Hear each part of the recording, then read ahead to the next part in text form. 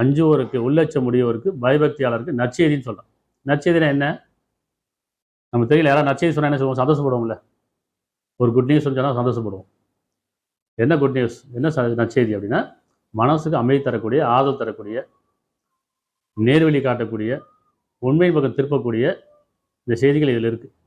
இந்த குர்ஆன் நம்ம படிக்கும்போது நிதானமாக, கவனமாக, சிந்தனையோட, உணர்வோட, உள்ளச்சத்தோட நமக்கான செய்தி என்ன, நாம் இதில் எங்கே இருக்கோம், நமக்கு என்ன வழிகாட்டுது, இந்த வேதத்துக்கு நம்ம சாட்சியாக இருக்கோமா, அல்லது நமக்கு இந்த வேதம் சாட்சியாக இருக்கான்னு பார்க்கணும். நம்முடைய பாவத்துக்கும் நம்முடைய கஷ்டத்துக்கும் இந்த வேதம் நமக்கு சாட்சியாக இருக்கும். அதே நேரத்தை நாம் வேதத்துக்கு சாட்சியாக இருந்தால் இந்த பாவம் கஷ்டம்லாம் நீங்கும், துன்பம் நீங்கும் இல்லையா? மனிதனுக்கு துன்பம் வரும்போதெல்லாம் அப்படின்னு சொல்கிறான், அவன் படுத்துக்கொண்டோ நின்று கொண்டோ உட்கார்ந்து கொண்டோ நம்மளே அழைக்கின்றான். இது மனிதன் துன்பம் வரும்போது எப்படி எந்த நேரமும் இறைவனே இறைவனே